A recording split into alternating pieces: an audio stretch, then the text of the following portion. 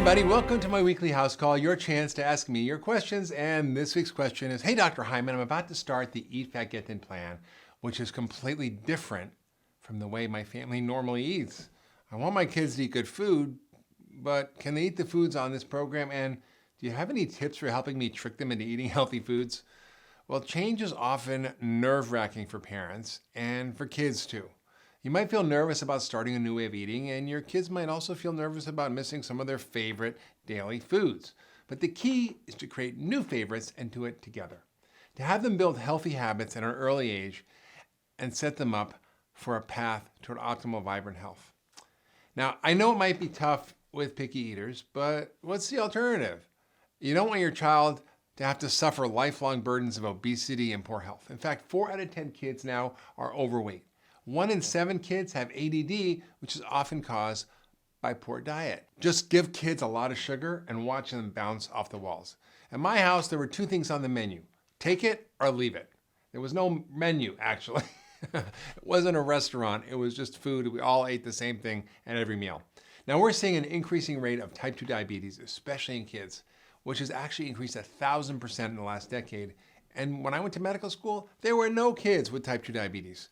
Now, 1 in 3 children born today will have diabetes in their lifetime, and 1 in 4 teenagers today has prediabetes or type 2 diabetes.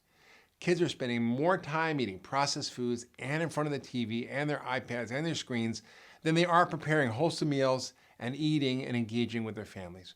We're raising a generation of kids who no longer want to learn how to cook or know how to cook. And if we want to save our planet and save our children, we have to stop this vicious cycle. We have to get our kids to fall in love with foods and cooking. I often hear from my patients that they don't know what to feed their kids. And the answer is that when your kids are old enough to eat solid foods, they should, for the most part, be eating the same foods that you're eating. Have you ever noticed that we give kids the exact foods we try to avoid as adults? Pizza and chicken nuggets and chips, potato chips. They're all given to kids freely at school and at home. And if we want to be healthy adults, we like to avoid them. But maybe they should be avoided at all ages. Why is there a kids menu? Oh, right, let's give our kids the worst possible food we wouldn't even feed our dogs.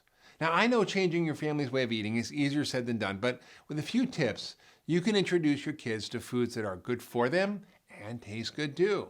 Now, if your child is very young, basically a baby when they just start eating real food, take it slow by just using one food at a time, one new food at a time, so don't overwhelm them, and you can keep track of what foods work and don't.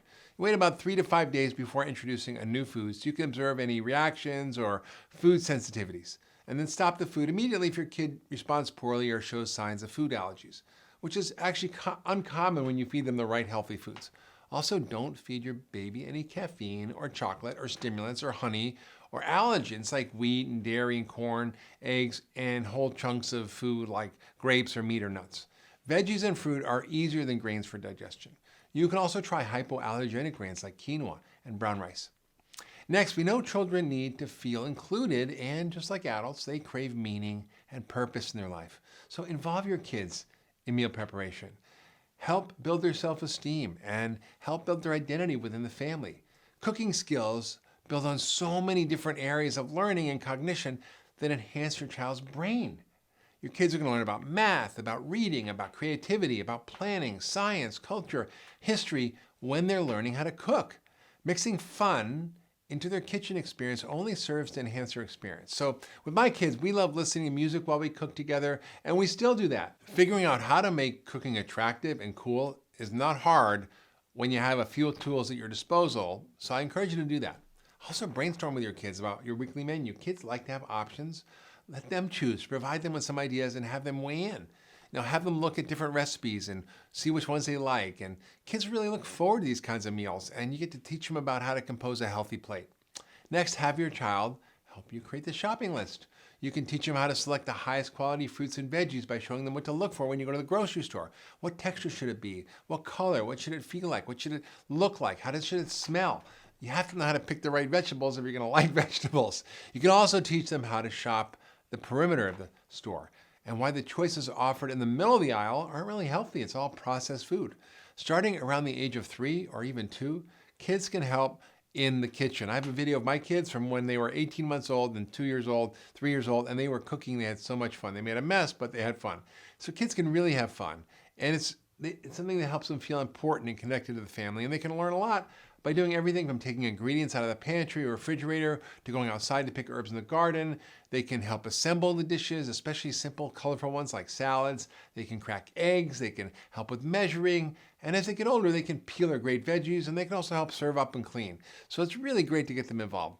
Think of yourself as the Chief Marketing Officer for healthy food for your kids. That's a great title for a parent. Chief Marketing Officer for Healthy Kids. Now, it's a big job because kids are bombarded by powerful marketing messages from the food companies for very bad food. Getting your kid interested in the kitchen is easy if you turn on your creativity and you appeal to what they're really interested in. When I wanted to encourage healthy eating in my kids, I realized that it wasn't as simple as eat your spinach because it's good for you.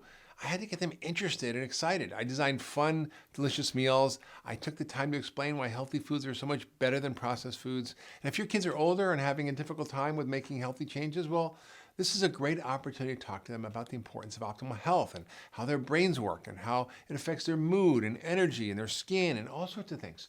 Now, there are great documentaries that you can watch together as a family. Things like Fed Up or Super Size Me. I'd encourage you to watch those. I think they're on Netflix. And they're going to help people understand and your kids understand what processed foods do to their bodies.